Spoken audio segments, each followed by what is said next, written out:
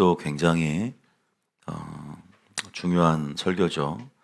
한국교회의 개혁의 열쇠, 키를 찾을 수 있고 또한 더 나아가서는 현 나라의 어떤 위기 상황 가운데 탈출의 열쇠가 되는 우리가 그 해법, 그 키가 뭘까요? 바로 경외감의 회복이라고 말씀을 드렸어요. 그래서 저번 주 설교에 이어서 오늘도 어떻게 보면 2탄일 수 있거든요.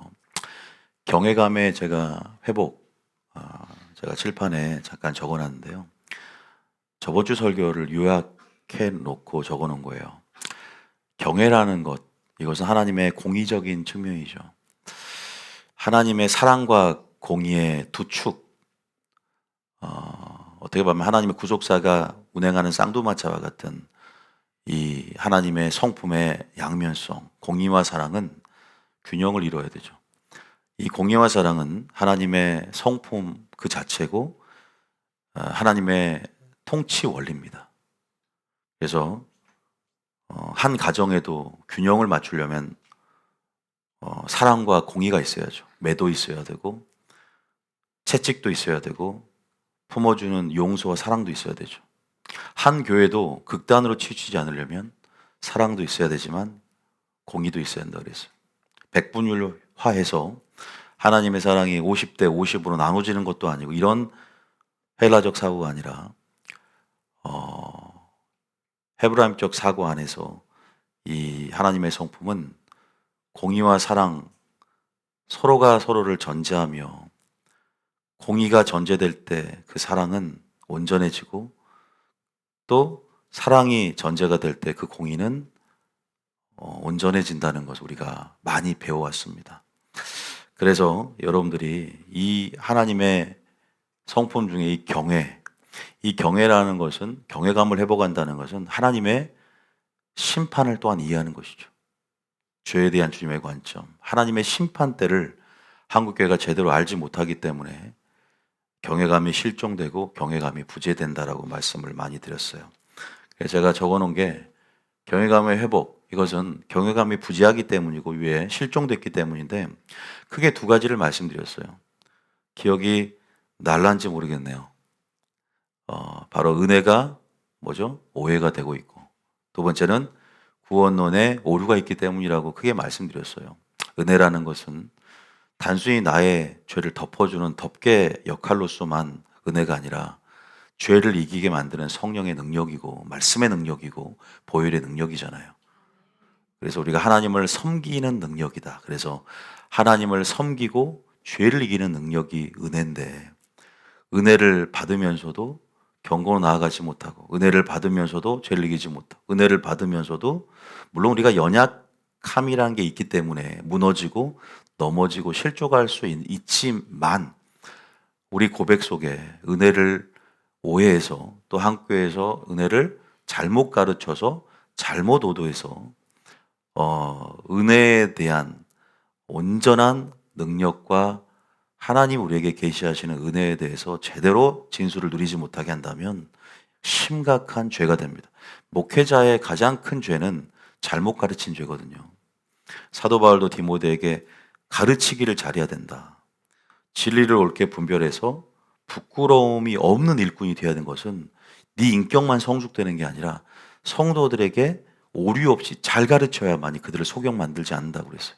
굉장히 큰 죄목이 됩니다. 목회자는요, 굉장히 큰 심판은 잘못 가르치는 거예요. 많은 사람들을 속역 만들고 지옥 백성 만드는 거잖아요. 그래서 여러분이 이게 얼마나 큰 중압감이 있는지 몰라요. 어쨌든 이 경외감에 대해서 실종된 이유는 강단에서 이 강단이 바로 신의 산의 영광을 지원하지 않았기 때문이에요.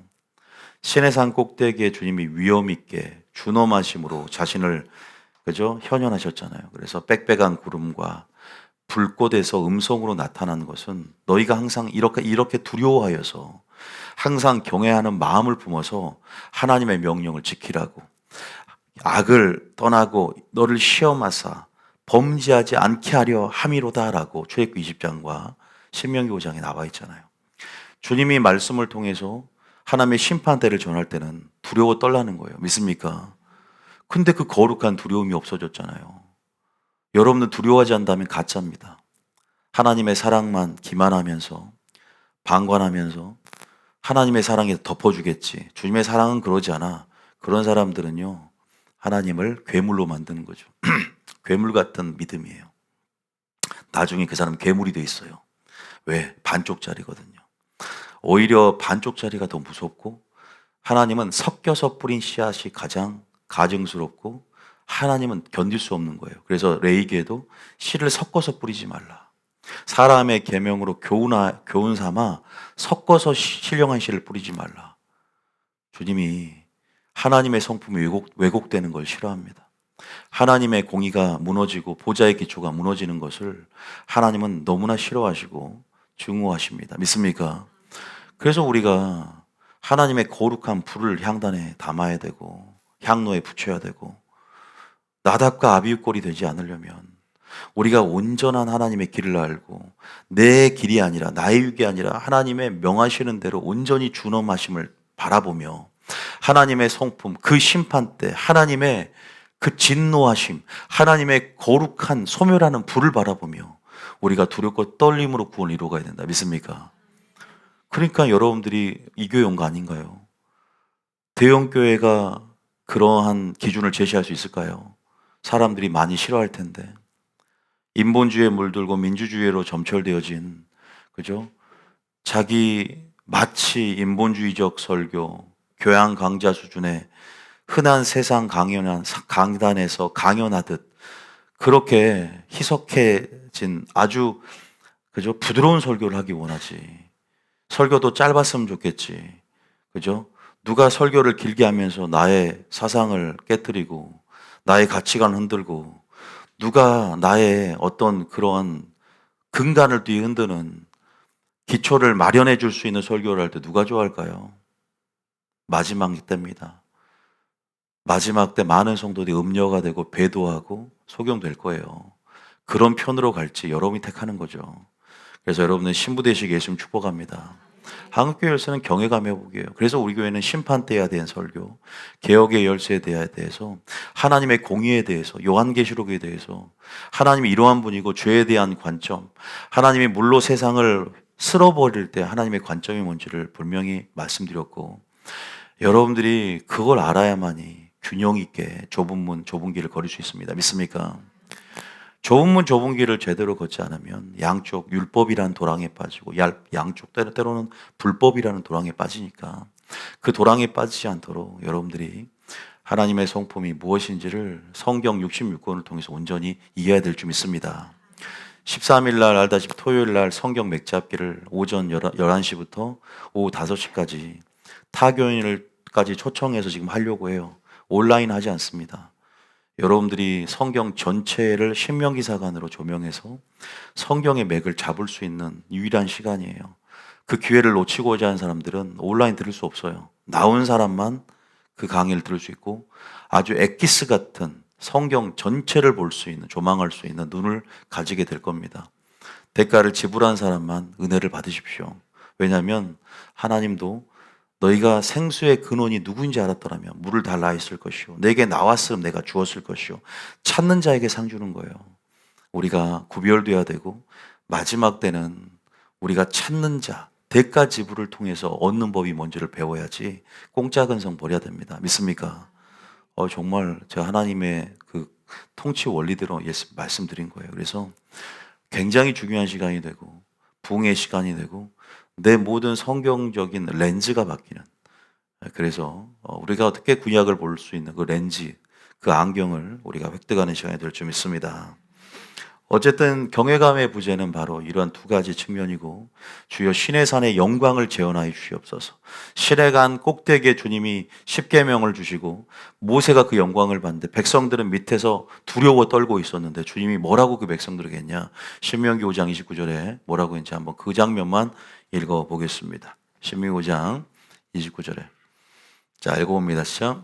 다만 그들이 항상 이 같은 마음을 품어 나를 경외하며 내 모든 명령을 지켜서 그들과 그 자손이 영원히 복받기를 원하노라. 하나님께서 경외 이런 마음을 품으라. 그러니까 한국교회가 이 마음을 품어야 되고 이 마음을 품은 어떤 마음? 하나님을 경외하라는 것은 거룩한 두려움을 가지라는 거죠.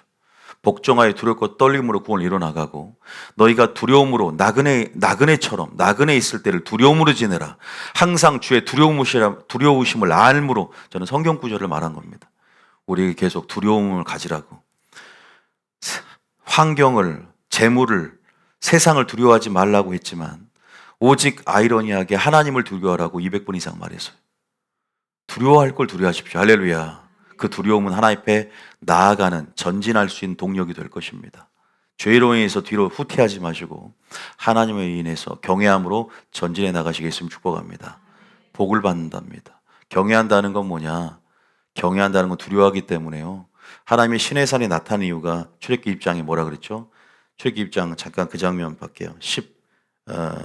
20절 출애굽기 20장 20절에 시작.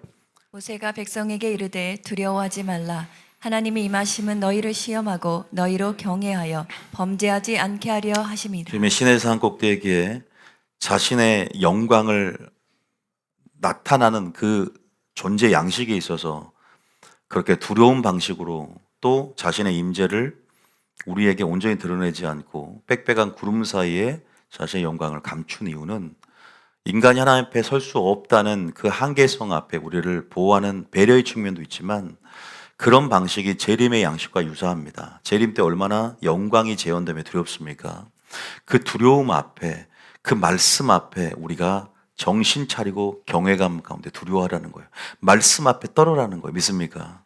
얼마나 떠나요, 사람들이. 근데 안 떨잖아요.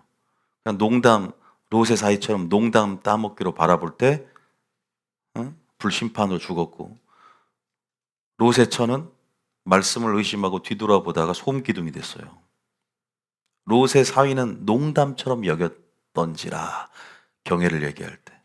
여러분, 소금처럼 되고 싶습니까? 불심판에 그대로 심판을 직면하고 싶습니까?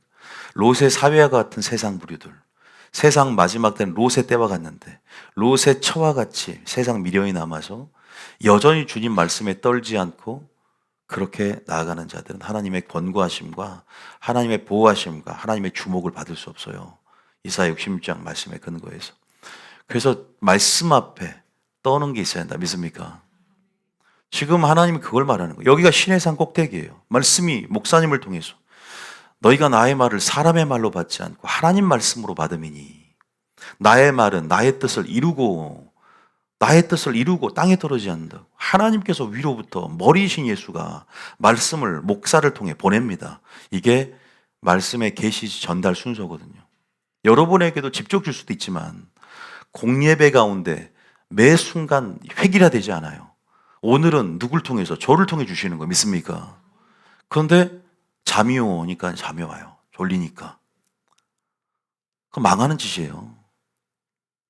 아니 우리가 지금 몇 년 차입니까? 하나님 말씀을 받을 때 야 너희가 씨를 뿌릴 때 길가밭도 있고 자갈밭도 있고 가시떨기밭도 있는데 열매를 맺을 수 없대요. 결국은 오직 길가밭만 천국 간대요. 근데 그 모든 심판대 앞에 이제 공의는요 아나니와 삽비라처럼 이제는 나답과 아비후처럼 심판대는 말 그렇다는 것을 즉사하잖아요. 사람 보기엔 아무것도 아닌데 하나님 명하지 않는 불, 그 조금 봐줄 수도 있는데 즉사시켜버리죠. 목사님 아들들을. 그리고 나다니와 삽비라 그렇게 헌신했던 사람들이고 근데 사람은 체면을 크게 여기고 자기 마음을 속여 성령을 속여서 얼마를 감췄어. 자기 집을 다 팔아서 얼마를 감췄을 뿐인데 즉사해요. 이게 하나님의 공의의 심판 때의 양상을 시사회처럼 보여주는 거거든요. 심판 때는 더 무서워요. 지금은 하나님이 심판하지 않아요. 왜? 기다려주고 있거든. 참아주고 있고. 그게 엘리 시대잖아요. 말씀이 희귀할 때 오히려 나답과 아비후보다 더 엘리 제사장 아들들이 더 악했어요.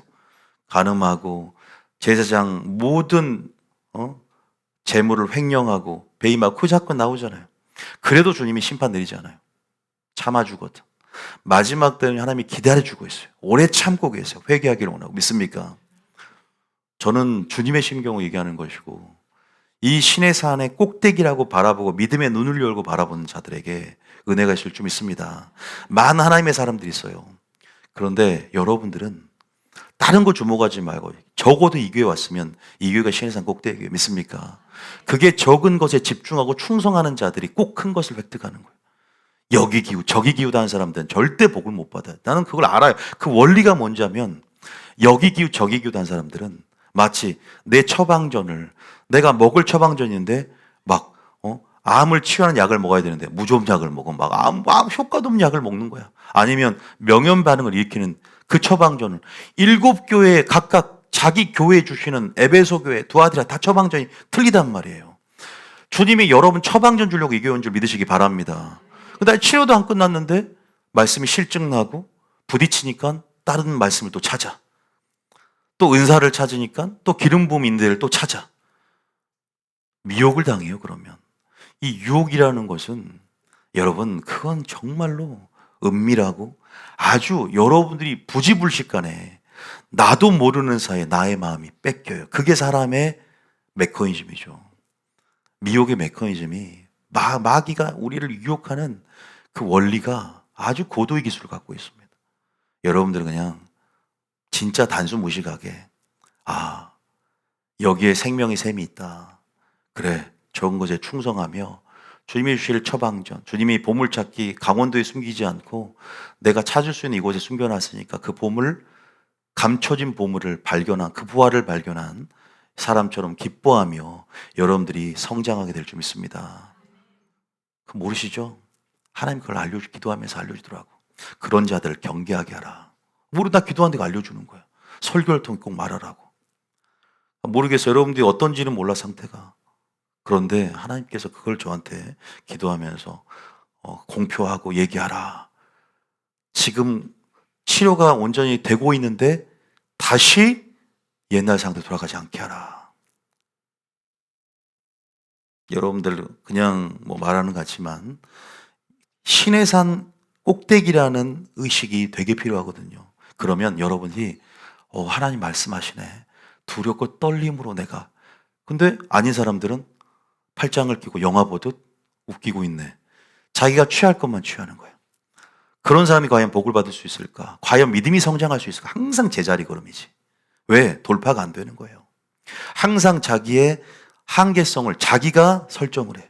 하나님 내게 능력 주신 자 안에서 내가 주님의 능력으로 뛰어넘고 내가 결단하면서 더 영적 챔피언이 되기 위한 걸음을 가다가 중도 포기하는 거예요. 나의 한계성을 내가 설정하고 나보다 나를 더 잘 아시는 하나님을 의지하지 않는, 이건 교만이거든요.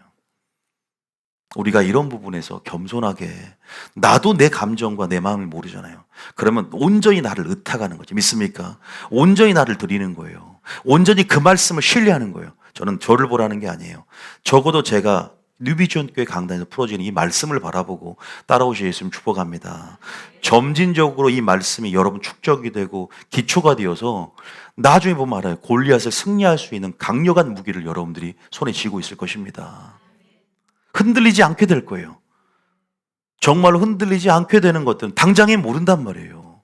그러나 1년이 지나고. 그러나 그런 전제는 뭐냐면 온전히 말씀을 사모하고 순종하는 사람들에게 은혜가 고 복이 올 줄 믿습니다. 여러분 주님을, 그거 주님 공경하는 거예요. 주님, 오늘도 내가 주님, 살아계신 주님을 바라봅니다. 주님 제게 오늘도 은혜를 주시고 오늘 이것이 일주일의 삶의 동력이 되게 하시고 하나님 오늘도 나를 정신으로부터도 영으로부터도 모든 외부 세계로부터 나를 지켜주십시오. 할렐루야. 그 주님이 공경하는 거잖아요. 주님이 왜 이렇게 지금 시내산 꼭대기에 저가 왜 하나님의 심판대를, 공의에 대해서, 하나님의 성품에 대해서 여러분들이 지금까지 익숙하지 않는 사랑에만 기만했던 그런 성품에 대해서 뉴비전 교회 말씀이 좀 세다? 센 게 아니에요. 저는 성경 그대로 말씀드린 거예요. 하나님의 공의적인 측면을 좀 더 부각해서. 왜냐하면 범죄하지 않게 하려는 거예요. 경외함을 들게 만들고 범죄하지 않게 하라는 거예요. 주님이 이 효과, 이 연출, 이러한 의도를 가지고 시내산에 현현하신 거예요. 믿습니까? 근데 오늘날 정말로 설교 들을 때 그런 마음이 있는가라는 거죠. 우리가 다시 구약으로 타임머신 타고 시내산 앞에 설 수는 없잖아요. 시내산은 뭘 표상하냐? 교회를 표상하는 거예요. 그래서 교회 꼭대기에 이렇게 불꽃 가운데 십계명을 주신 것은 오늘도 말씀을 주시는 것들을 재현하는 거예요. 할렐루야. 구약을 좀 더 주도면밀하게 살펴보면요, 흐름을 이해하게 되는 거예요. 그리고 여기만 나온 게 아니라 잠언 잘 나와요. 16장과 8장 두 장에 잘 나오는데 잠언 8장 13절 이렇게 나와 있습니다. 잠언 8장 13절 읽어봅니다. 시작. 여호와를 경외하는 것은 악을 미워하는 것이라. 나는 교만과 거만과 악한 행실과 배역한 입을 미워하느니라. 여호와를 경외하는 것을 보세요. 악을 미워하는. 그러니까 이게요. 동전의 앞면 뒷면처럼 경외하기 때문에 악을 미워하는 거죠. 잠언 16장 6절입니다. 잠언 16장 6절 똑같은 말이 잠언에 나와 있죠. 솔로몬을 통해서. 자, 시작. 인자와 진리로 인하여 죄악이 속하게 되고 여호와를 경외함으로 말미암아 악에서 떠나게 되느니라. 인자와 진리가 뭔지 아세요?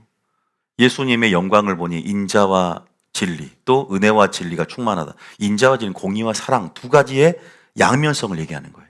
에메트, 인자, 에메트라고 하고 인자, 헤세드. 에메트와 헤세드의 균형, 공의와 사랑, 통치 원리죠. 그러면 죄악이 속하게 되고 그 다음에 여호와를 경외함으로 말미암아 악에서 떠나게 된다. 그러니까 주님은 이 신의 산의 영광을 재현하기 위해 선지자를 보내는 거예요. 신의 산의 영광을 재현하기 위해서 김원희 목사를 종교개혁의 열쇠로 보내는 거예요. 부분적이지만 제가 온전히 감당할 수는 없겠지만 그러나 여러분들 처방전을 받기 위해서 하나님의 성품으로 꼴지어지기 위해서 장기로 봤을 때 무너지거나 골리앗을 이길 수 있는 환란을 이길 수 있는 믿음으로 근육들을 만들고 승리케 하기 위해서 준비시키기 위해서 여러분 온줄 믿으시기 바랍니다. 그래서 우리는 다른 데 집중할 수가 없는 거예요. 말씀에 집중하는 교회 조금은 한계성이 있죠. 모든 것을 충족시킬 수는 없어요. 여러분들의. 그럼에도 불구하고 가장 가치 있는 것을 바라보게끔 주님의 의도를 품고 세운 교회다. 여러분 오죽 했으면 호세아가 창녀랑 결혼하잖아요. 창녀랑 결혼해서 도망가는데 또 다른 남자랑 살고 있는데 가정 창녀, 그 신전 창기 그 창녀 매번 다른 날 잠자리하는데 뒹굴고 그러는데 또 하나님 돈 주고 와서 그 여자를 사서 아내로 맞아라. 호세아가 그런 운명이에요. 근데 왜 그래요? 바로 그 창녀는 배역한 나의 교회 성도들이다. 이스라엘 백성들이다. 너는 이렇게 해서 너의 결혼이 곧 메시지가 되게끔 퍼포먼스를 의도적인 퍼포먼스를 가지고 삶으로 보여주는 거예요. 그러니까 그러면 그 사람의 호세아의 결혼 사역은 메시지가 되는 거예요. 여러분들 이런 하나님 의도를 알아야 돼요. 마지막 때 주님은 드러내고 싶은 거예요. 모르니까 이렇게 해서라도 하나님의 뜻이 뭔가를 드러내고 싶은 거예요. 물론 제가 재밌게 하면 항상 웃고 할 수 있어요. 그런데 심각한 분위기는 하나님의 심각성들을 드러낼 수 있는 거예요. 제가 온유의 이름이 온유는 시대적인 메시지. 하나님이 제게 온유라는 이름을 줄 때는 마지막 때 온유라는 시대적 메시지를 풀어놓으라. 그냥 바꾼 게 아니야. 무드셀라라는 시대적 메시지를 통해서 이제는 하나님의 심판이 있다는 걸 알릴 때 에녹이 300년을 경외했듯이 온유는 뭐예요? 그냥 젠틀이 아니에요. 부드러움이 아니에요. 온유는 하나님의 성품 가운데 복종이에요. 성난 말처럼 야생마처럼 힘이 있고 그죠? 천방지축이지만 말씀에 절제하고 말씀으로 완전히 순종하는 그 상태가 바로 온유라는 거거든요. 프라우스 헬라 원어로 프라우스라 그래요. 근데 히브리 원어로는 좀 더 겸손에 가까워요. 겸손이 뭐예요? 하나님 앞에 자기를 완전히 낮추는 것. 근데 우리는 너무 부드러운 한자어의 세속된 이미지의 부드러움만 얘기해요. 관용이 좀 더 그럴 수 있거든요. 근데 온유는요, 좀 더 소극적인 이미지가 적극적이고 공격적이에요. 근데 우리가 너무 온유한 목사님, 저는요, 오히려 하나님 말씀에 부드러운 것보다 복종하는 것이, 명하신 데 순종하는 것이 하나님의 온유한 성품이다. 믿습니까? 그게 모세의 성품이었거든요. 모세의 온유함은 지면의 모든 사람보다 승하였다. 바로 나는 겸손과 온유하니 예수님의 성품처럼. 지금은 하나님께서 드러내신단 말이에요. 뭐 다양한 퍼포먼스가 아니고 다양한 하나님의 연출력, 신의 산 영광처럼 하나님께서 지금 나의 메시지를 두렵고 떨림을 듣는 자들이 적다. 구원론의 오류와 한 번 구원은 영원이다. 한 번 구원은 영원한 구원이고 한 번 생명책의 기록은 영원한 생명책의 기록이라고 착각하는 성도들이 마귀의 기만전술에 속아서 전부 구원의 안정감 속에서 기만하고 방관하고 영화 관람하듯 설교 짧은 설교 좋아하고 그래서 대충 그냥 교회 참석했다.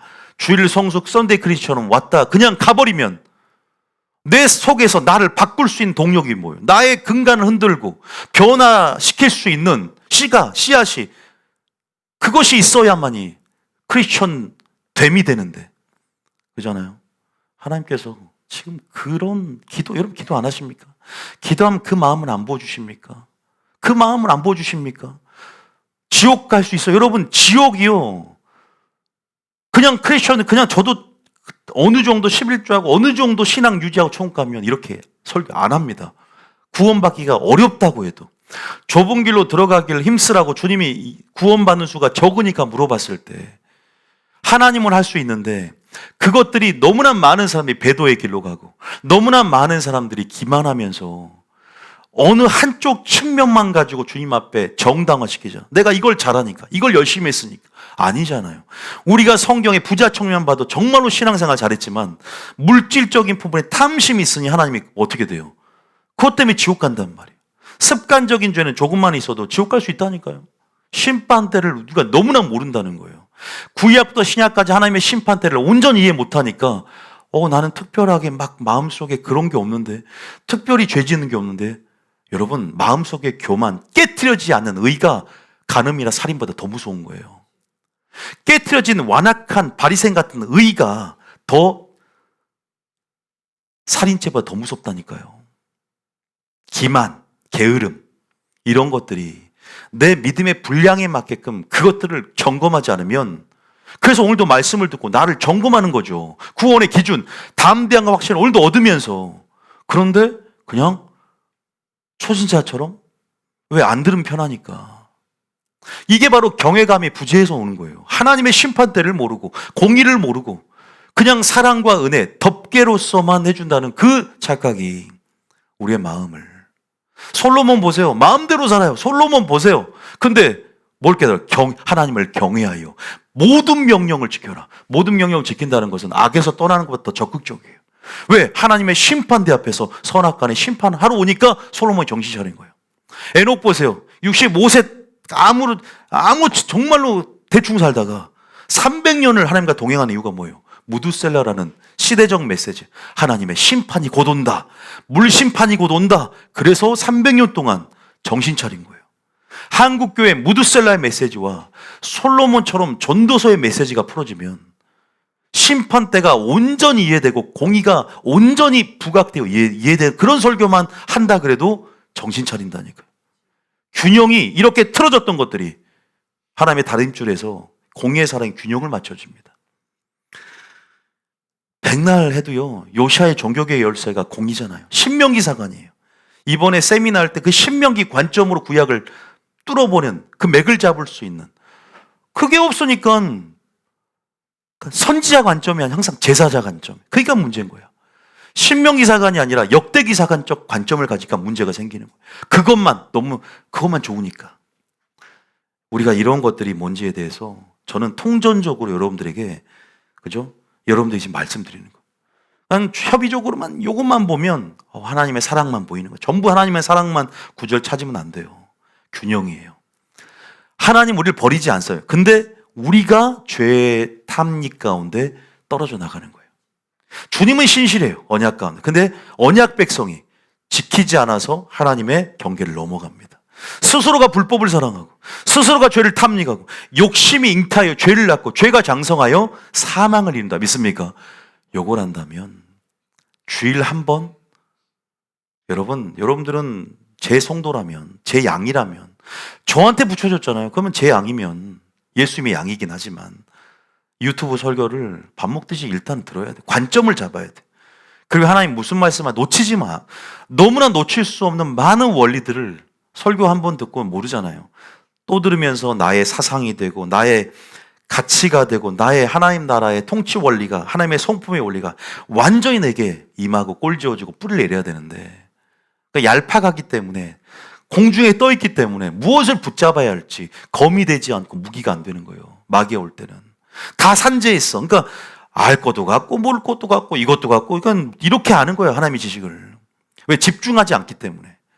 집중한 사람 봐보세요. 여러분 리더들 보고 믿음 좋은 사람 봐보세요. 얼마나 말씀 듣는 태도와 참여율과 성령 학교라든가 틀리잖아요.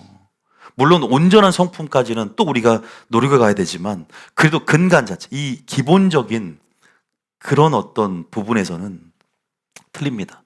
그래서 믿음은 들음에서 나구나. 마리아처럼 말씀을 들음을 통해서 마리아가 예수님의 발치가 시내산 꼭대기입니다.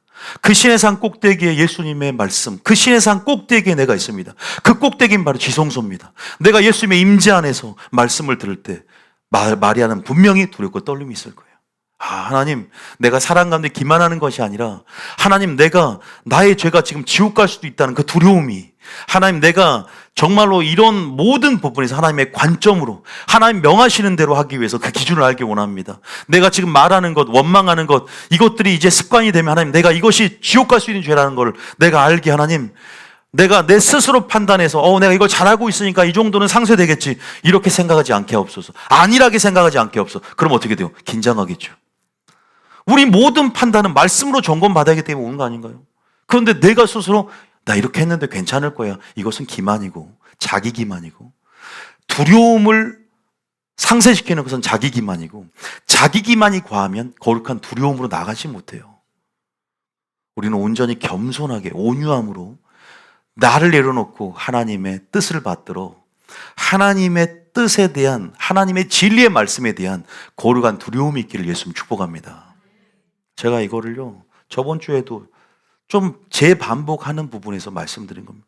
이게 주님이 이걸 저한테는 이 마음을 이번 주 당장 어제 준 게 아니에요. 이번 한 주간의 말씀을 보면서 하나님께서 계속 아까 얘기하라는 거하고 기도하며 주시는 그런 감동과 음성들이 있어요. 또 제가 예언사역을 하기 때문에 하나님 주시는 통로나 그 인식할 수 있는 영적 그런 부분들에 대해서 거의 맞아요, 여러분. 나한테 확증이 되어져요. 지금 내가 너를 통해서 역사하고 일하고 있다. 전해라. 단순히 근데 여러분들 보세요. 여러분들은 정말 잘하고 있으면 아무 찔림이 없어요. 왜? 너 잘하고 있으니까. 부모님 잔소리, 잔소리가 아니잖아. 그런데 뭐예요? 내가 그렇게 안 하고 있고 하기 싫은 사람들은 찔림이 와요. 그걸 알아야 됩니다. 그러니까 내가 아무 부딪힘이 없다 그러면 잘하고 있는 거예요. 부딪힘이 있다 그러면 회개하면 기회가 오는 거죠. 믿습니까? 주님이 무엇을 원하는지. 여러분, 저 보러 온 거 아닙니다. 제가 충분히 나이가 들어서 여러분들에게 세상 연륜 있게, 그러면 나이 많은 목회자 찾아가십시오. 그런 목회자 원하면, 나이 많고 연륜 있고 세상 지혜를 얻고 싶으면 나이 많은 목회자 찾아가야죠. 이제 갓 50밖에 안 되는 목회자 만나서 무슨, 여러분들이 더 많잖아. 나이가 더 많고 무엇을 배우겠습니까? 그런데 과연 교회 안에서 시내산 꼭대기에는 모세의 목소리도 아니었어요. 하나님이 십계명을 주었고 그 불꽃 가운데 너희가 그 음성을 들었느니라 그랬어요. 믿습니까? 그 음성을 들을 귀가 있어야 되고, 광야에 외치는 소리를 들을 수 있는 귀가 있어야 돼요. 믿습니까? 세례요한은 그냥 광야에 외치는 소리야. 자기를 소리래. 광야에 외치는 소리. 교회라는 광야에 외치는 소리가 되기를 원합니다. 할렐루야. 근데요, 계속 들어야 되는 거예요, 말씀을. 그 임재 안에 머물러서 생존할 수 있는 방법은 그 임재 안에 머물러서 붙어 있어서 계속 코드가 꽂혀 있어야 송소교를 돌리듯 그 임재 안에 머물러서 지속적으로 공급받아야 돼요. 여러분들이 그걸 지식으로 받아서 어디 가서 1년짜리다. 이제 1년 동안 이거 교회 안 다녀도 이것만 갖고 살 수 있는 게 아니라, 은혜라는 것은 실시간인 거예요.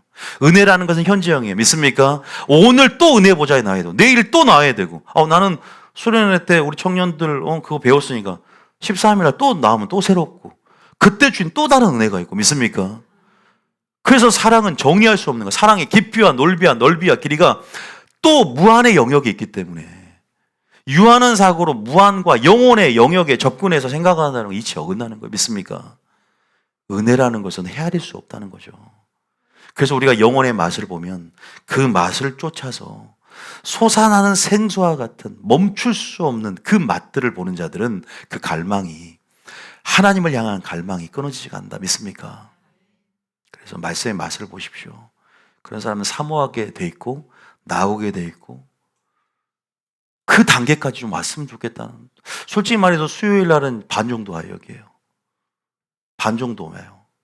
마음 같아서는 전부 나와서 은혜의 보좌에 나와서 나오는 법을 배우고, 그럼 하나님이 많은 복을 줄 것이고, 또 많은 것도 아니잖아요. 물론 멀리 사는 거 다 이해하니까 제가 이제 감안을 하죠. 그런 분들은 온라인 들은 것도 감사해요. 뭐 그런다고 해서 믿음이 안 크는 것도 아니고, 제가 온라인에 대한 그것들이 굉장히 상황적인 변수가 많기 때문에 제가 또 다른 설교할 수도 있는데, 그럼에도 불구하고 조금은 대가를 지불하고 나왔을 때 하나님께서 얼마나 기뻐하시고 얼마나 복을 주고 싶어 하실까라는 측면들이, 왜? 그 사람 안에 경외감이 뭔지를 알거든요. 두려움이 뭔지를. 그런 부분들에 대해서 여러분들이 그냥 제 심장 속에서 주님의 심장을 그냥 봤으면 좋겠고, 그렇다고 제가 저의 삶이나 저의 모든 부분들에 대한 부분들을 판단해서 보라는 게 아니라, 순수하게 강에 외치는 소리, 그 메시지 안에서 판단했을 때, 심정을 느꼈을 때 여러분들이 그런 부분에서 생각했으면 좋겠다는 생각이 들고요. 제가 지금 이 흐름에서 연결해서 한 번만 더 할 건 뭐냐면, 경외라는 단어에 있는 거거든요. 경외라는 것은 거룩한 두려움의 측면들은 얘기를 했어요, 제가 저번 시간에. 근데 오늘은 하나님을 공경하는 것에 대해서, 하나님을 공경하는 게 뭐냐면 경외거든요. 하나님을 공경한다.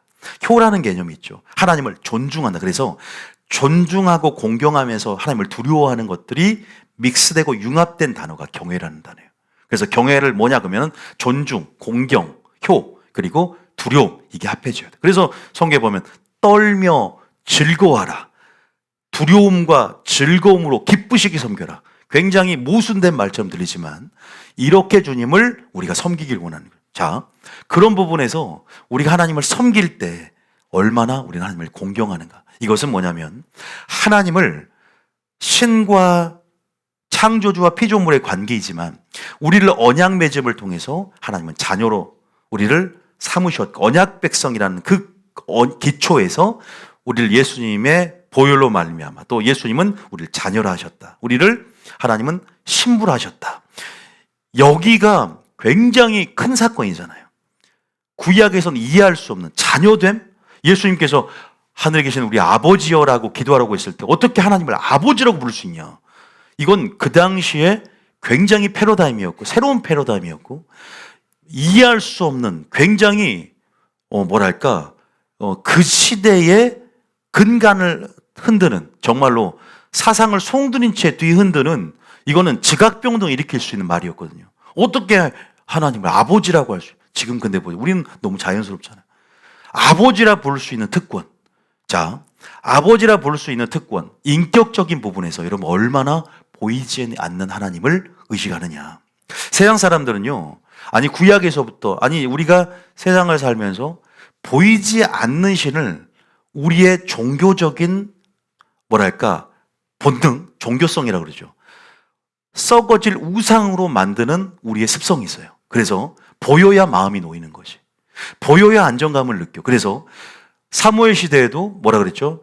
보이지 않는 하나님을 왕으로 섬기는 게 아니라, 전쟁을 갔다 왔다가 저렇게 왕이 있으니까 국가가 안정이 되고 부국강병을 이루지. 우리도 왕이 있으면, 보이는 왕이 있으면 하나님이 그들이 왕을 세우고자 함. 그죠? 여러분 알다시피 보이지 않는 하나님을 이스라엘 백성이 400년 종사를 하면서 나와서 그들이 금송아지를 섬겼단 말이에요. 애굽에서 여러 신들을. 그런데 보이지 않는 하나님을 금송아지를 만드는 거예요. 보이는 신으로 만들어야만이 안정감을 느낀다 그럴까. 자, 하나님을 공경한다는 것은 보이지 않지만 보이지 않는 하나님을 의식하면서 보이지 않는 하나님을 믿음의 눈을 열고 있는 것처럼, 또 바라는 것처럼, 보이지 않는 것의 증거요, 바라는 실상을 보는 것처럼, 증거를 보는 것처럼 여러분들이 행동하는 것이다. 믿습니까? 그래서 보이지 않는 하나님의 말씀, 하나님의 진리가 정말 하나님 자신이람을 알고 백부장처럼 주여 말씀하나옵소서 라고 하는 것처럼 그 말씀 앞에 떨고, 그 말씀이 하나님임을 알고, 그 말씀이 곧 하나님이요, 그 하나님이 말씀임을 알고 그 앞에서 명한대로 행하는 것이 공경이고 두려움이다. 믿습니까? 그래서 경외함이라는 것은 적극적으로 그 계명을 두렵고 떨림으로 복종하는 것이고, 우리가 보이지 않기 때문에 더 의식하면서 하나님을 존중해 드리는 거예요.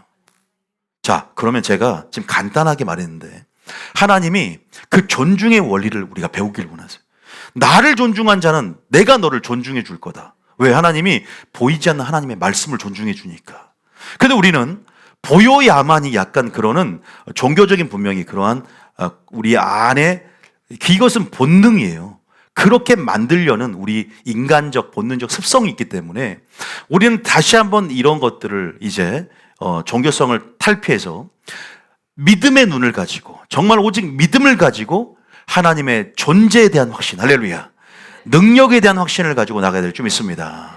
하나님의 존재에 대한, 그분이 보이지 않지만 말씀으로 세상을 창조한 것들을 믿고 의식하면서 인정해 드리면서 존중해 드리는 삶이 경외함인 거예요. 자, 그러면 우리가 말씀을 읽어볼게요. 제가 그 말씀에 대해서 한번 여러분들이 읽어보겠습니다. 자, 잠언이 아니라 많은 부분이 있는데 사무엘상 2장 3절, 이제 또 말씀을 읽으면서 정리를 좀 해드릴게요. 이건 길진 않습니다. 오히려 서두했던 것들이 굉장히 중요하기 때문에. 자, 시작. 그러므로 이스라엘의 하나님 나 여호와가 말하노라. 내가 전에 내 집과 내 조상의 집이 내 앞에 영원히 행하리라 하였으나 이제 나 여호와가 말하노니 결탄코 그렇게 하지 아니하리라. 여기서 이제 우리가 이제 알다시피 사무엘 상이죠. 엘리 제사장과 사무엘에게 했던 말인데요. 여기서 중요한 것은 이 다음 말이, 나를 어떤 자? 존중히 여기는 자를 내가 존중히 여기겠다. 또 나를 멸시하는 자를 내가, 이건 하나님의 공의의 원리의 일환이에요. 이건 하나님의 존중의 원리거든요. 우리가 이걸 알아야 됩니다. 여러분들이 오늘 주일 성수한 것도, 하나님 앞에 헌금을 드리는 것도 하나님을 사랑하기 때문에, 인격적으로 하나님을 존중하고 하나님을 공경하기 때문이에요. 믿습니까? 어떻게 우리가 자, 제가 이 성경을 따라서 한번 말씀드릴게요. 디모데전서 5장 8절, 디모데전서 5장 4절. 자, 봐보세요. 제가 저번에도 이 구절을 했는데요. 자, 시작. 만일 어떤 과부에게 자녀나 손자들이 있거든 그들로 먼저 자기 집에서 효를 행하여 부모에게 보답하기를 배우게 하라. 이것이 하나님 앞에 받으실 만한 것이니라. 효라는 것은 뭐죠? 바로 어떤 거죠? 관계 중심의 개념이잖아요. 바로 돌보고 책임을 다하는 것, 부모에 대해서 노년척이 됐다면 봉양하는 것. 효에 대한 부분들은 왜 강조가 되어지냐면, 주님 말씀하세요. 너희가 보이는 형제를 사랑하지 않으면서 보이지 않는 하나님을 사랑할 수 없느니라라고 말했고, 이 형제에게 한 것이 바로 나에게 한 것이다. 지극히 작은 자 하는 것이 바로 나에게 한 것이다. 우리는 하나님의 사랑에 대한 우리의 삶의 증거는 바로 형제 사랑에 있어요. 자, 형제 사랑을 좀 더 확대해 보면, 물론 이것이 뭐 영적 지도자를 사랑한 것도 포함이 되겠지만, 부모에 대한 효. 하나님께서 우리에게 가정을 준 목적이 뭔가? 가정은 하나님 나라의 그림자죠. 어떻게 보면 이런 어떤 하나님의 사랑의 원리, 통치 원리를 배울 수 있는 어떤 가장 최소한의 단위고 장일 수 있어요. 그래서 너희가 부모에게 하는 걸 보면, 남편에게 하는 걸 보면, 주를 기쁘시게 할까 무엇인가를 시험하라.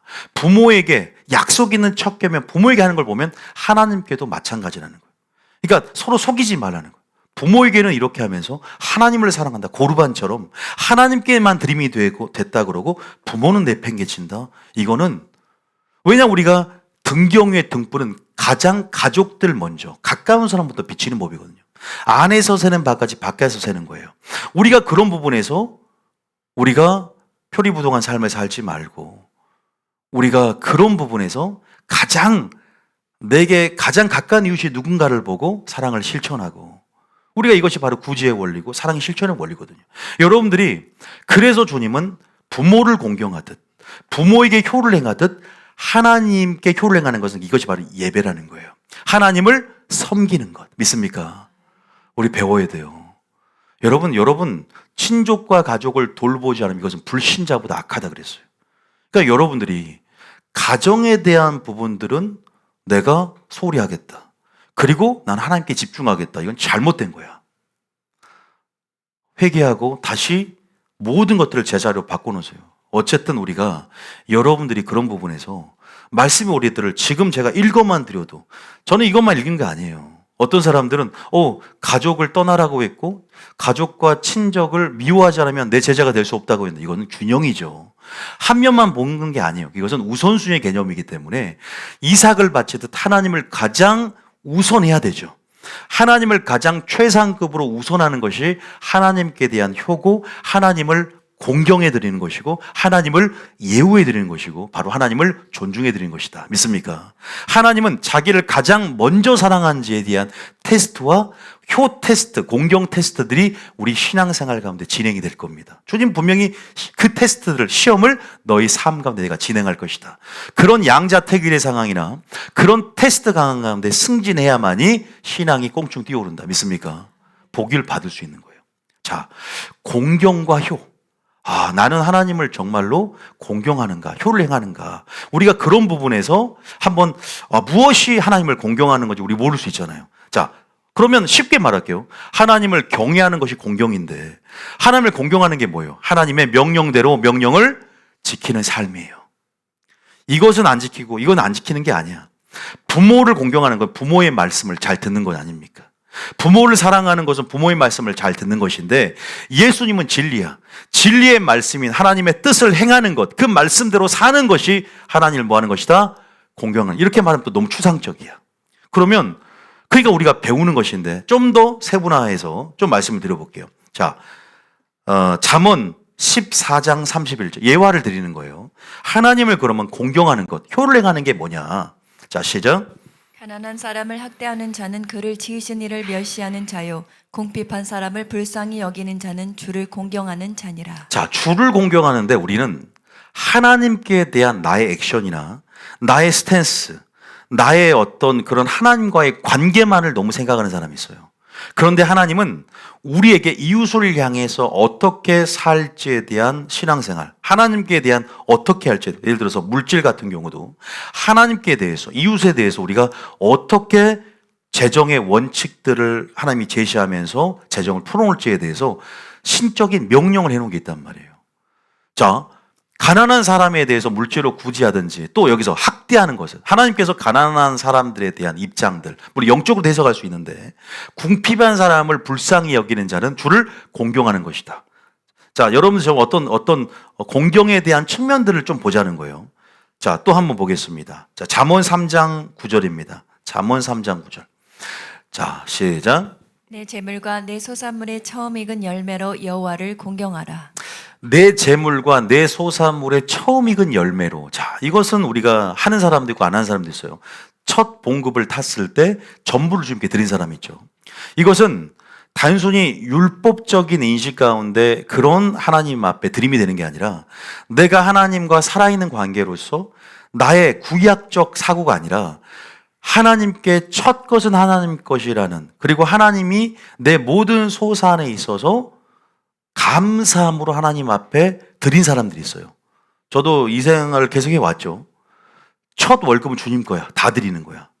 그럼 주님이 책임져요. 내 재물과 내 소산물의 처음 익은 열매, 이거 얼마나 주님을 존중하는 차원 아닙니까? 자, 주님은 자신을 존중하는 자들에게 야, 이렇게 나를 생각한다고. 주님 보세요. 너희는 주를 기쁘시게 할까 무엇인가를 시험하라 그래요. 에베소 5장 보면. 근데 보세요. 주님, 예수님 보세요. 백부장이 다만 말씀으로만 하옵소서, 말씀을 공경하잖아요. 존중하잖아요. 그러니까 이스라엘 중에 이만한 믿음을 본 적이 없다. 놀라했었어요. 그러니까 주님을 놀라게 하고 주님을 기쁘시게 할 수 있는 우리 액션이 있다는 거죠. 믿습니까? 근데 우리는 너무나 종처럼 일하는 게 아니에요. 오늘도 주님을 감동시켜야 되는 거예요. 그게 뭐냐면 주님을 존중하기 때문에 보이지 않지만 의식함으로 오늘도 주님을 어떻게 하면 기쁘게 하지? 이거는 어떻게 연습하냐면 바로 내 남편을 어떻게 기쁘게 할까? 내 부모를 어떻게 하면 더 즐겁게 해드릴까라는 그러한 연속성의 측면의 섬김 아니겠습니까? 그러니까 주님도 부모에게도 그러면서 안에서 새는 바가지 하나님께 대해서 요령 피우듯 하나님을 만으로 여기지 마라. 기만하지 마라. 이 사람의 신앙적인 습관 보세요. 하나님 것임을, 주권을 인정하는 거 아닌가요? 내 재물과 내 소산물의 처음 익은 열매를 주님께 드리는 사람이 첫 열매를, 그 여호와를 공경하는 거예요. 그래요. 이렇게 안 드려도 하자는 없을 수 있어요. 신앙적으로. 그런데 저는 이런 자들이 하나님 앞에 좀 더 사모함으로 하나님 앞에 우리 안에 감사가 넘칠 때 우리는 진리대로 행하고자 하고 하나님을 기쁘시게 하는 것들을 자원함으로. 근데 어떤 사람 꼭 선을 그어 여기까지만 하면 되니까 기도도 1시간 채우면 59분 눈을 딱 뜨고 절대 안 넘어가. 자기의 기도 습관을 점검해 봐야 돼요. 좀 넘어가면 어때? 1시간 5분 하면 어때? 정확하게 59분 딱 끝내. 그것도 자기의 기도 습관 점검해 봐야 된다고. 이거는 뭔가 지금 짜여진 어떤 틀에 맞춰서 그냥 습관적으로 하고 있지는 않은가. 하나님을 사랑하면 2시간도 할 수 있지. 그럼 2시간 하는 사람이 없어. 보면 덜하면 덜했지. 하나님을 사랑하고 하나님과의 교제 속에서 하나님께 집중해야 되는데 시간에 집중하고 있고 그 형식에 집중하고 있고 그런 어떤 기도, 그죠? 릴레이 기도, 그러한 제도에 집중하고 있고 하나님께 나를 드리는 것이다. 믿습니까? 나를 드리는데 재물을 드리는 게 아깝습니까? 11조? 저는 11조 패했다는 사람은 그 마음 속에 어떠한 마음이 싹트고 있는가? 어떤 마음을 가지고 있길래 그런 말을 하는가? 하나님 무서운 줄 모르고.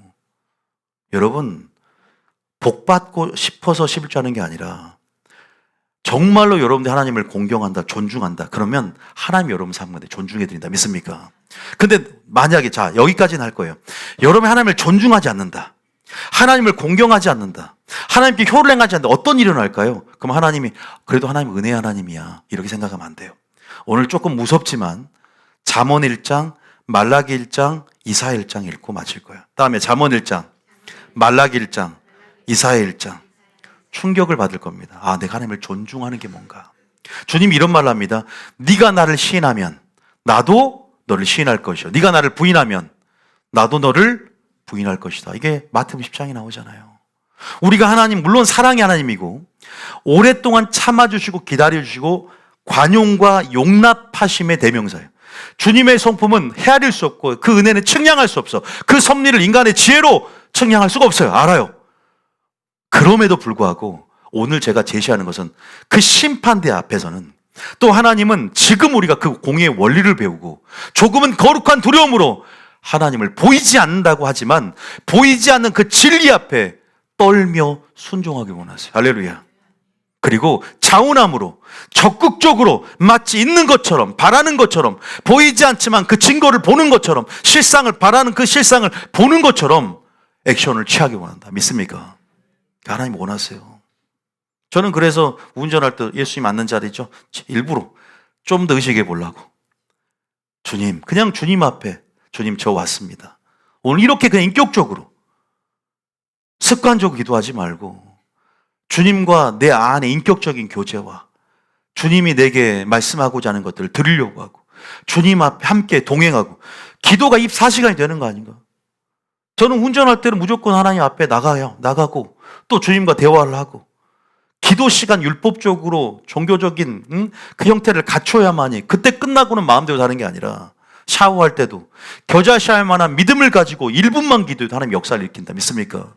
주님을 인정하고 그 믿음을 실었기 때문에 그 실어진 포인트가 나는 샤워할 때 믿음이 실어지니까 나는 운전할 때 믿음이 실어지니까 지성소가 댐을 통해서 하나님 응답이 일어나는 거야. 할렐루야. 믿음 없이 그냥 기도만 많이 하고 믿음 없이 믿음의 눈을 열지 않고 그냥 관습적으로 습관을 따라서 우리가 모든 것들 나는 인격적으로 하나님을 존중하는가? 내 아버지를 의식하고 있는가? 내 신랑으로 설정한 이유가 뭐예요? 신랑같이 너가 신부가 신랑 사모하듯 계약관계를 맺고 신랑 사모하고 호기심을 갖고 신랑 배경이 아닌 신랑 자체가 좋아서 사랑하듯 그렇게 그 투영이 되길 원하는 거예요. 하나님과의 관계 속에서. 신랑의 상처, 아버지의 상처를 받은 사람들은 좀 힘들 수 있어요. 그런데 일반적이고 보편적으로 하나님이 그렇게 설정한 것은 바로 그 키워드는 친밀함에 있는 거예요. 믿습니까? 친밀함으로 다가갔으면 좋겠다. 친밀함으로 나와 교제하자. 친밀함으로 아담아 나와 교제하자. 나는 일로서 너를 보는 게 아니라 친밀함으로 들어가자. 나를 존중해라. 할렐루야. 나를 공경해라. 나를 공경해라는 하나님. 나를 섬겨라는 거예요. 이 산에서 나를 섬기리니 애굽에서 내가 너를 이끌 때도 나를 섬기라고 이 산에서 나를 섬기라고 나에게 효를 행하라는 거예요. 할렐루야. 효력하는 게 뭐예요? 두 가지잖아요. 물질과 삶으로 부모를, 그래서 하나님을 섬기는 원리와 부모를 섬기는 원리가 같은 거예요. 그래서 우리가 헌금을 드리고 하나님 앞에 이웃에게 구제하는 것, 구제는요 반드시 하지 않으면 안 되는 거예요. 여러분, 제가 지금 구약에서부터 물질 생활부터 재정의 원리부터 해서 왜 구제에 대한 측면들을, 아까 그죠, 가난한 자들에 대한 부분들. 근데 가난한 자들도 아무나 도와주는 게 아니에요. 구제의 원칙이 있어요. 디모데전서에 보면은 구제의 원리가 있는 거예요. 이것도 우리가 알지 않으면 그냥 내 마음대로 하는 거예요. 헌금을. 성령의 인도하심과 성경적인 원칙을 따라서 재정이 운용돼야 되고. 믿습니까? 그게 다 구약에서 신약까지 성경적인 원리를 따라 우리가 행하기를 원하는 게 있거든요. 아니면 하나님의 심판대 앞에서, 지금은 몰라요. 근데 아나니아 삽비라가 꼴이 난다니까. 나답과 아비 꼴이 나요. 심판 때는 그렇게 무섭기 때문에 주님 뭐라 그래요? 지금 결산해라고. 지금 은혜 받을 만한 때라고. 지금 우리가 하나님 앞에 회개할 때라고. 지금 중간 결산하고 질작 결산의 때, 정말 종호의 빛과 같이 공의의 빛이, 공의의 판결이 엄격한 잣대를 가지고, 다림줄을 가지고, 공의와 사랑의 줄을 가지고 너희를 달아볼 때 하나님 뭐라 하세요? 지금이 바로 기다림의 시간이고, 지금이 바로 회개의 시간이고. 믿습니까? 그래서 우리가 듣는 거예요. 왜? 기준을 삼고 깨달으려고, 회개하려고, 오늘도 처방전을 받아서 오늘도 치유하려고, 교정하려고. 아픔이 있지만 우리는 계속 교정해야 될 준비 되시기 바랍니다. 아니면 망해요. 예? 의사가 공의의 의사가 돼야지 사랑의 의사가 돼가지고 암덩어리 덮어줄게요. 의사 괜찮습니다. 그래서 괜찮습니다. 공의의 칼로 제 암덩어리를 잘라주세요. 제 아플 때, 수술 때 제가 견디겠습니다. 견딘 사람이 승리하는 거예요. 할렐루야. 죄가 있는데 공의의 칼을 드는 의사를 찾아야지, 공의도 없는 사랑의 칼을 드는 의사를 들어서 사랑으로 죄만 덮어주면, 암만 덮어주면 그 암은 악성종양이 퍼져나가는 거예요. 그래서 결국 병드는 겁니다. 믿습니까? 분명히 하나님은 지금 선지자를 보내고 있습니다. 왜? 지금 남유다가 멸망 직전에 선지자를 그렇게 보냈잖아요. 그거 우리 13일 할 텐데 선지자들 전부 다 이름 외울 거거든요. 선지자들을 보냈어. 지금 선지자를 보낼 수밖에 없는 선지자적인 외침. 하나님, 때가 가까이 왔다. 나는 마지막 때 다 타락했고, 제사장도 선지자도 지금 기존의 정통에 묶여 있는 그런 선지자 제사장이 타락해서 이들이 돈을 밝히고 이들이 평강을 외치고 있어서, 나는 아모스와 같이, 나는 호세아와 같이, 나는 무명의 선지자들을 보내고, 나는 정말로 단순무식한 김온유를 보내서 똑같은 말을 반복하게 할 것이고, 단순히 너희들이 교회를 꾸미기를 좋아하고 교회의 어떤 종교적인 이상을 가지고 교회 생활을 하려는 자들에게 단순하지만 말씀이 본질인 교회를 만들어서 나는 풀어내겠다. 할렐루야. 수적인 부흥을 꿈꾸는 자들아, 정신 차리라는 거예요. 지금 마지막 때고, 때가 어느 때인데 지금 우리가 교회를 화려하게 꾸미고 대출을 받아서, 저는 그런 거 안 해요. 지금 우리가 앉을 자리만, 저희 수가 늘어난다 그러면은 그냥 평범해도 좋아요. 앉을 자리만 많으면 돼요. 실효적으로.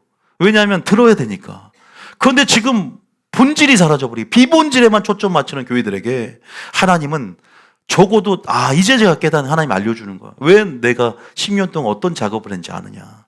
파송의 측면에서 하나님께서 지금 우리가 이런 흐름들을 제가 말씀드릴 때 이해하고 여러분 동의하고 따라오시겠으면 축복합니다.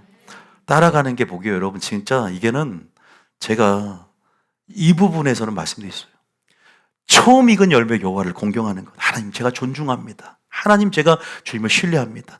주여 주여란 말로만 아니라, 주여 주여 말로만 아니라 온전한 말씀, 하나님 앞에 명하신 기준을 주니 제가 주님을 온전히 공경하기를 원합니다. 하나님, 내가 하나님 말씀을 잘못 들으면 공경할 수가 없잖아요. 하나님의 기준을 잘못 자르면 공경할 수가 없잖아요. 헛되이 하나님을 공경하는 것이고 헛되이 하나님을 경배하는 것이기 때문에 온전한 말씀이 나와야 하며, 온전한 말씀 가운데 복종하며 온전한 말씀 가운데 하나님을 신뢰하고 하나님의 친밀함을 들어갈 수 있잖아요. 믿습니까? 그래서 마태복음 15장에도 13절에 이사야 29장 13절에 이사야 29장 13절에도 뭐라고 하느냐 한번 읽어봅니다. 시작. 주께서 이르시되 이 백성이 입으로는 나를 가까이하며 입술로는 나를 공경하나 그들의 마음은 내게서 멀리 떠났나니 그들이 나를 경외함은 사람의 계명으로 가르침을 받았을 뿐이라. 잘못 목사 만나서 설교 들으면 경외하면서 멀어지고 경건해서 멀어지고 공경해서 멀어진다고 나오지 않습니까? 그들이 사람의 계명으로 교리로 탈무드로 가르침을 받아서 한번 영원한 구원이다 같은 감언 이설을 듣고 그들이 기만하면서 공경하지 않는 거예요. 입으로는 주여 주여 하지만, 입으로는 하나님 나 좀 도와주십시오 하지만 존중을 하지 않아 하나님을. 존중한다는 것은 마음으로 순종하는 것이고 마음으로 나를 사랑하면 나의 계명을 지키는 것처럼 하나님의 계명을 지키는 것이다. 믿습니까? 우리 알기 때문에 제가 빨리 말하는 거예요. 제가 말라기 1장, 잠언 1장, 이사 1장 하고 마칠 텐데요. 충격받을 겁니다. 말라기 1장 6절. 말라기 1장 6절입니다. 자, 시작. 내 이름을 멸시하는 제사장들아. 뭘 멸시해요? 하나님의 이름을 멸시하는 제사장들. 이 말라기 시대에 마지막 선지자 말라기. 이제는 헬라 시대를 걸쳐서 이제는 페르시아 속국이었던 이스라엘이 그 중간사 시대 그리스, 로마 신약까지 가기 전에 마지막 말라기가 성전 지대를 이제는 쌓고 이제는 성벽을 건축하고 시간이 흘러서 그토록 바라던 메시아가 오지 않고 그토록 메시아 사상을 염원하면서 그들이 하나님 이제 메시아 왕국이 세워지고 이 민족을 회복할 때를 기다리는데 시간이 지체되니까 신앙의 늪에 빠져서 회의감에 절망감에 젖어들어서 전부 타락해버려요. 이런 거예요. 우리가 인간이라는 건. 성도들은 이럴 수 있어요. 지도자가 없다? 말씀이 없다? 그러면 전부 세상으로 바뀌어요. 교회라는 것은. 지금 그 상태를 말라기를 보내서 조명하고 있는 거예요. 하나님의 관점을 조망하고 있는 거예요. 자, 16절입니다. 시작. 제 이름을 멸시하는 제사장들아, 나만군의 여호와가 너에게 이르기를 아들은 그 아버지를 종은 그 주인을 공경하나니 내가 아버지일진데 나를 공경함이 어디 있느냐? 내가 주인일진데 나를 두려워함이 어디 있느냐? 주님 음성 들리십니까? 제가 방금 말한 거에 일환으로 해서 이거 들어보세요. 너 나 공경함 없어. 내가 너 주인인데 나를 정말로 네가 나를 사랑한다고? 착각하지 마. 주님이 지금 이 어둡고 깜깜한 세대 말라기가 그랬거든요. 네가 나를 사랑한다고? 나를 두려워한다고? 주일도 안 나오면서 나를 사랑한다고? 하나님을 찾는다고? 적어도 제대로 된 말씀을 하는 데서 말씀대로 순종하는 사람이 봐 나를 사랑하는 거야. 예수님은 계속 반복해요. 나를 사랑하면 나의 계명을 지켜라. 내 안에 거해라. 니들 스스로 선택할 수 있다. 그러나 너희들이 원할 때 나의 은혜를 구하면서 계속 나오길 힘쓰라는 거야. 할렐루야. 모이기를 힘쓰라 그래. 사도 바울은 모이기를 힘쓰라. 근데 착각에 빠져 있으니까 언제 제가 주 이름을 멸시했죠? 나 여전히 열심히 하고 있잖아요. 지금 모르는 거예요. 영적 착각 가운데. 제사장들이에요. 제사장들. 지금 말하면 성도들 전체를 다 포괄해요. 근데 이들을 보니까 헌금 생각을 보니까 개판을 하고 있는 거예요. 하나님의 드리는 것이 제가 그랬죠. 보이지 않지만 의식하라. 아까 보이지 않지만 하나님 의식하라고. 진짜 부모에게 그렇게 한 사람이 있습니까? 아니 자기 대통령이 그렇게 대통령에게 총독에게 그걸 드려보라 한 사람이 있나요? 자 17절 봐보세요. 시작. 너희가 더러운 떡을 나의 제단에 드리고도 말하기를 우리가 어떻게 주를 더럽게 하였나이까 하는도다. 이는 너희가 여호와의 식탁을 경멸히 여길 것이라 말하기 때문이라. 하나님의 재정의 원칙에 맞게 살지 않고 자기 마음대로 자기의 길을 택하며 자기 기만에 빠져서 자기가 옳은 것을 옳다하며 정당하면서 신앙생활하는 사람들이 있죠. 하나님 말씀 무시해. 목사님 말한 건 그냥 접어두고 내가 오랫동안 내 신앙적인 경험을 바탕으로 하는 옳은 것만 옳은 거야. 그런 사람들에게 화가 있어요. 왜? 마지막 심판대 앞에서 무엇이 옳은지를 하나님의 심판대에 판가름 나는 거죠. 구원의 문제과 직결돼서 생각 안 하고 이 정도는 하나님이 사랑의 하나님한테 용서해 줄 것이다. 본인이 하나님의 성품을 왜곡되게 만들어서 마귀에게 틈을 주고 있다는 생각을 못 해봐요. 그 틈이 얼마나 벌어지고 그것들이 하나님의 공의적인 요소 가운데 회개할 기회를 줬는데도 자기 기만 속에 조그마한 죄로 충분히 지옥 갈 수 있다는 것을 우리는 너무나 모르고 있다. 저는 성경 전체 관점으로 얘기하는 거예요. 주님은 그것 때문에, 그 부분 때문에, 그 탐심 때문에, 그 자기 기만 때문에, 자기의 의 때문에 분명히 말씀하세요. 그러니까 주님은 착각에 빠지지 말아라. 9절입니다. 시작. 9절 시작. 8절 시작. 만군의 여호와가 이르노라 너희가 눈먼 희생 제물을 바치는 것이 어찌 악하지 아니하며 저는 것 병든 것을 드리는 것이 어찌 악하지 아니하냐. 이제 그것을 너희 총독에게 드려보라. 그가 너를 기뻐하겠으며 너를 받아주겠느냐. 이게 바로 경외예요. 공경하고 존중하는 거죠. 니나 존중도 안 하면서 나는 이런 거 주면서 너는 너희 집은 판벽대 아름답게 꾸미고 그것을 대통령에 갖다 줘봐. 병든 거 너는 대통령 나갈 때는 양복 딱 입고 멋있게 입고 오면서 나의 집에 올 때는 스레빠 찍찍 끌고 와. 그러니까 주님이 물론 율법적인 잣대로 얘기하는 건 아니에요. 그런데 적어도 내가 주님 앞에 서니까 제가 어제도 교육시켰어요. 차양팀들 다 모여서 어제 토요일 날 앞에 설 때도 옷 입는 거 그것도 하나님 앞에 설 때 내가 어떤 마음으로 서느냐. 물론 우리가 율법적으로 그냥 솔직히 뭐 크로스 같은 거 신고도 지옥 안 갈 수 있어요. 그런데 하나님을 인격적으로 된다면 하나님을 존중할 때 나도 너를 존중해 주고 심은 대로 거두는 거예요. 보세요. 너희 총독에게 드려봐. 그러면 그가 너를 기뻐하겠냐? 너를 받아주겠냐? 그러면서 9절에 뭐라고 하냐? 시작. 만군의 여호와가 이르노라. 너희는 하나님께 은혜를 구하면서 우리를 불쌍히 여기소서 하여 보라. 너희가 이같이 행하였으니 내가 너희 중 하나인들 받겠느냐. 충격적이지 않습니까? 저 여기 가장 충격받아요. 주여 나를 불쌍히 여겨주세요. 맨날 자기는 아쉬운데 은혜를 구해. 근데 하나님 뭐라 그래요? 야 웃기는 소리 하지 마. 너는 나한테 이렇게 나를 대우했으면서 내가 너희인 중 하나인들 받겠느냐? 물론 주님은 우리의 중심을 보기 때문에 때로는 오래 참고 우리의 영적 무지 가운데 덮어주시기도 해요. 제가 하나님의 획일적인 하나님의 성품으로 주님은 이렇게 철벽치고 주님은 너희가 행한 거에서 그렇게 바로 공의대로 죄를 심판해버린 하나님 아니잖아요. 우리가 죄를 지어도 용서해 주시고 때로는 눈 감아 주시면서 근데 회개하기를 기다리잖아요. 그런데 주님이 원하는 건 뭐냐? 하나님의 이러한 존중의 원리를 배우길 원하는 거예요. 근데요, 한 가지 말씀드리면요. 주님의 심판대가 가까이 올수록 이러한 하나님의 심판은 즉각적으로 일어날 경우가 되게 많습니다. 제가 분명히 역사적인 패턴의 근거에서도 말씀드리지만 지금은 하나님의 공경함에 있어서 하나님을 집중하고 하나님을 나의 삶의 최우선으로 여기며 최상급으로 여기며 주님 앞에 나를 드릴 때다 믿습니까? 정말 중요해요. 사람의 계명으로 잘못 가르침을 받아서도 헛되이 하나님을 공경하고 그 공경의 방향성이 틀어져 버린다면 우리가 온전히 이렇게 공의의 말씀을 전하는데 공의의 수술을 하고 있는 데를 가서 하나님의 공의가 무엇인지를 배우고 우리가 온전히 하나님을 존중하고 효를 행해야 된다. 할렐루야. 저는 그냥 말하는 게 아니라 주님의 이 말씀 오늘 좀 두렵더라고요. 1장 10절까지 읽어봅니다. 시작. 만군의 여호와가 이르노라. 너희가 내 제단 위에 헛되이 불사르지 못하게 하기 위하여 너희 중에 성전문을 닫을 자가 있었으면 좋겠도다. 네가 교회 안 나왔으면 좋겠다는 거예요. 차라리 시험 들어서 교회 안 나왔으면 좋겠다는 거예요. 주님이 그런 말씀하세요. 네가 나의 성전 마당에 헛되이 성전 마당을 안 밟았으면 좋겠고 주님이 이런 하나님이에요. 여러분 이렇게 하나님 말씀하시는 거 신앙생활 들어본 적 있으신가요? 저도 충격을 받았거든요.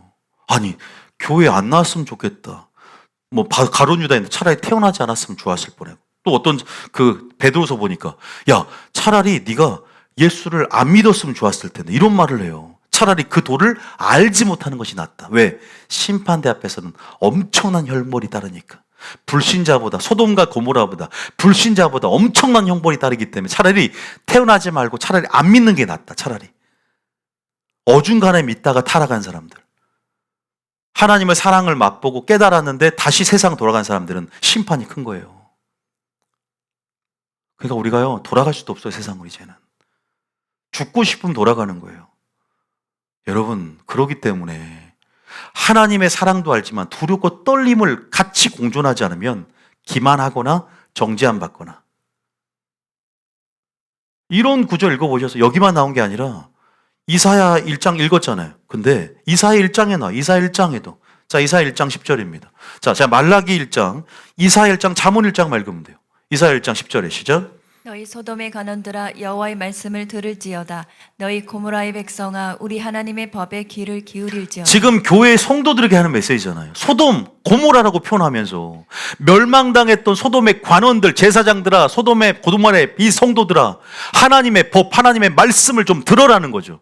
사람의 계명을 헛되이 하나님을 공경하지 말고 제발 좀 나의 처방전이 풀어지는 곳에 가서 바벨론에서 나와서 하나님 말씀을 좀 듣고 순수한 말씀을 듣고 하나님을 공경함을 배우라는 거예요. 내가 주인일진데, 내가 너희 아버지일지 나를 공경함이 어딨냐고 말라기에서 그렇게 말씀하시는 거죠. 니들이 예배드리 온다고 하는데 그것들이 무슨 소양이냐는 거예요. 이사야 1장 11절입니다. 시작. 여호와께서 말씀하시되 너희의 무수한 재물이 내게 무엇이 유익하뇨? 나는 순양의 번제와 살찐 짐승의 기름에 배불렀고 나는 수송아지나 어린 양이나 순염소의 피를 기뻐하지 아니하더라. 읽어만 보시다 하잖아. 너희 모든 재물이 나한테 가져온 헌금이라든가 찬양대 무슨 의미가 있냐 이 말이에요. 그 다음 절 시작. 너희가 내 앞에 보이러 오니 이것을 누가 너에게 요구하였느냐? 내 마당만 밟을 뿐이니라. 주님은 요구 안 했다는 거예요. 마당 밟지 말라는 거예요. 내 성전 마당 밟지 말라는 거예요. 교회에 오지 말라는 거예요. 성전문을 차라리 다들 어떤 시험거리가 있었으면 좋겠다. 주님이 이렇게 표현하는 것은 주님이 말하는 건 두 가지예요. 하나님의 거룩성이 훼손하는 그 사람이 통로로 쓰임 받을까 봐 두려운 것이고, 그 사람 때문에 다른 사람까지 전염될까 봐 그 누룩 때문에 주님은 그런 의도가 분명히 있거든요.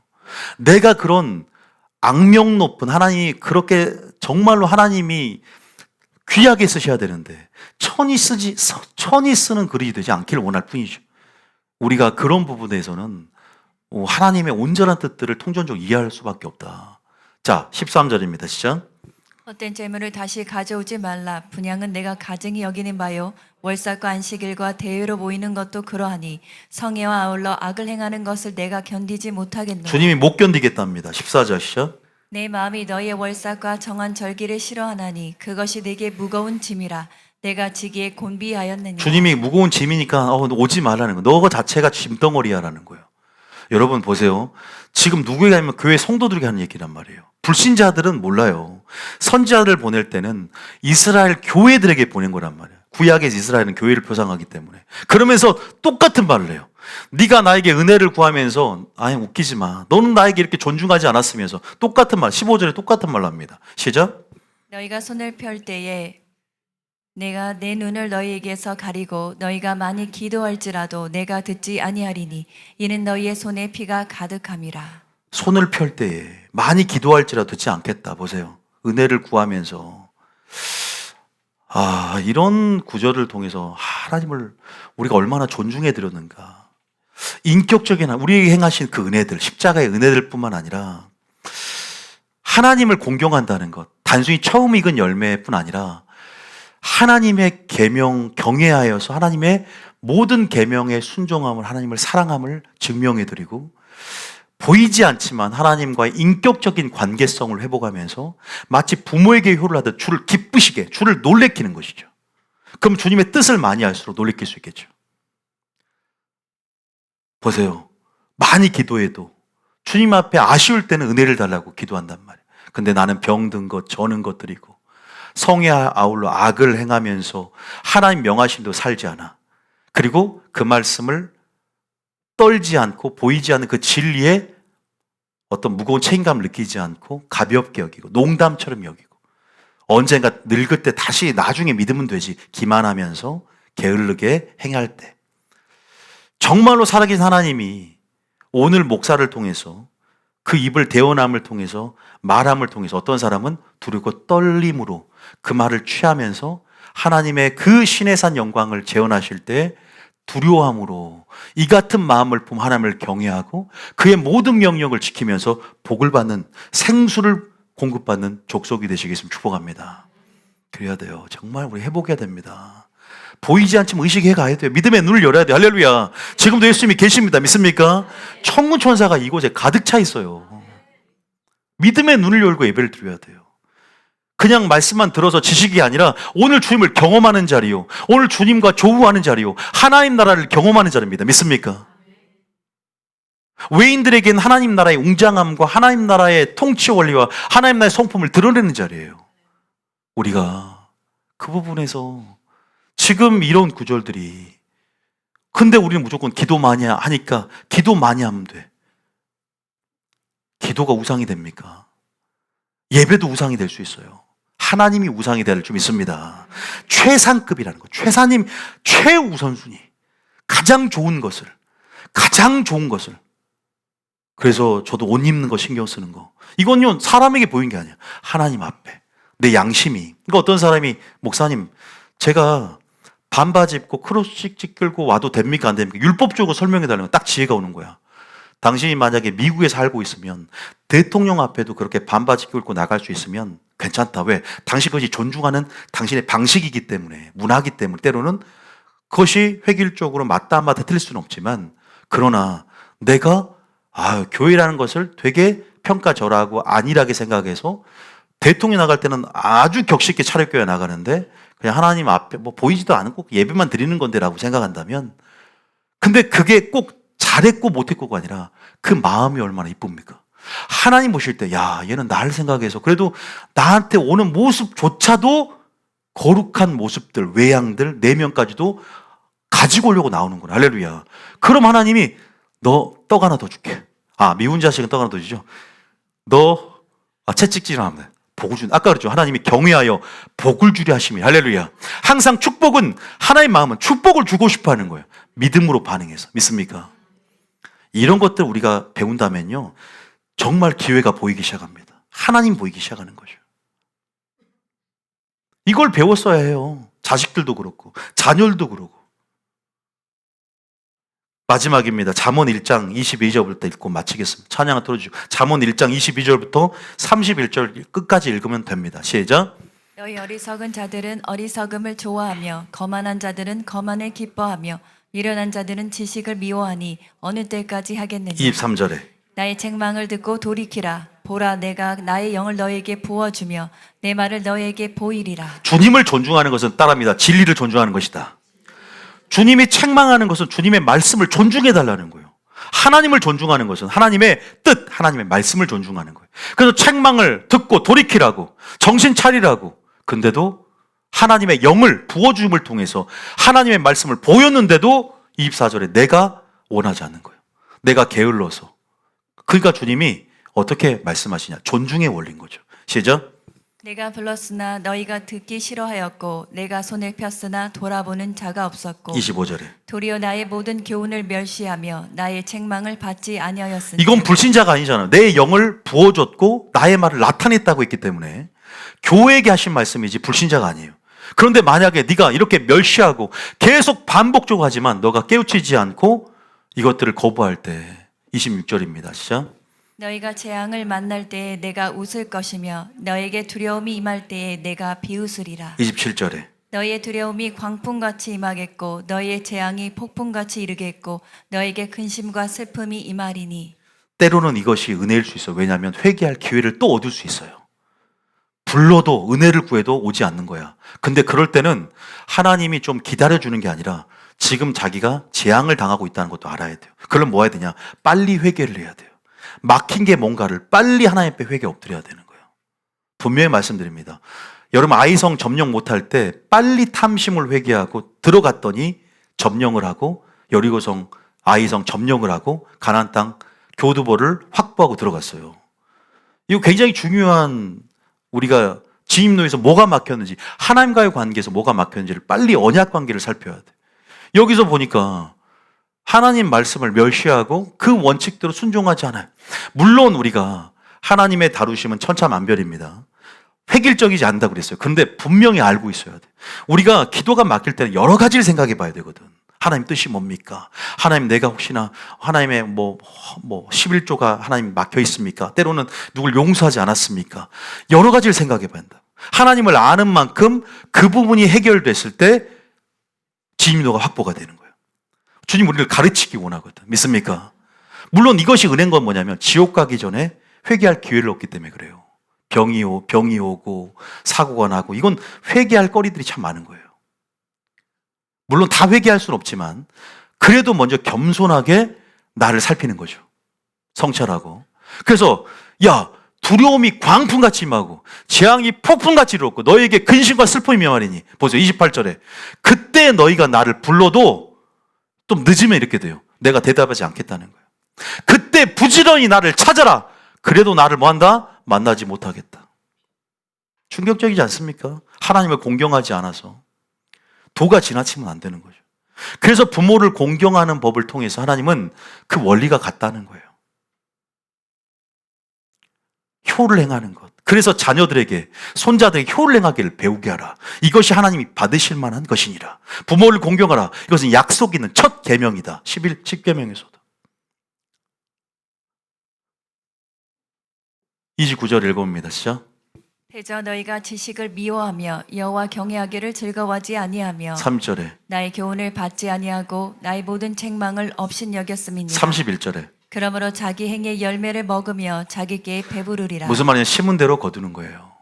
심은 대로 거두는 거예요. 저는 여기까지 말씀을 할 거고요. 경외감이 한국교회 회복의 열쇠고요. 우리가 너희가 정신을 차려라, 근신하여 껴있으라는 동력이 될 수 있는 말씀이에요. 그래서 오늘 여러분들이 찔림이 되면 참 좋은 설교입니다. 그래서 우리가 모두가 좀 찔림이 된다면 회개하고 다시 한번 기준을 설정하고 하나님의 거룩한 두려움 앞에서 전진해 나가시겠으면 축복합니다. 그래요. 하나님 명하시는 대로 그 기준을 내게 보여주시고 누비연교를 통해서 온전한 처방전을 받아서 하나님, 나의 모든 기초와 토대가 잘못된 기초와 토대가 놓여있다면 내가 모든 거 허물고 다시 예수님이란 기초와 토대, 또 진리의 말씀 위에 집을 세워서 비가 내리고 창수가 나고 바람이 불어도 무너지지 않는 집을 세우게 하여 주시옵소서. 그러면 이제 환란이 가까울 겁니다. 이제 주님 오실 때 가까이 왔고 말은 핵전쟁도 일어날 겁니다. 핵전쟁은 일어나요, 반드시. 성경이 거짓말입니까? 인간의 3분의 1이 죽는 핵전쟁이 일어날 것입니다.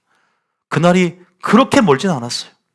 소행성 떨어져 지구 3분의 1이 파괴된 일도 일어날 겁니다. 7년 대환란도 일어나고 후 3년 반 적그리스도가 전 세계를 통치하는 날도 옵니다. 주님 곧 오십니다. 할렐루야.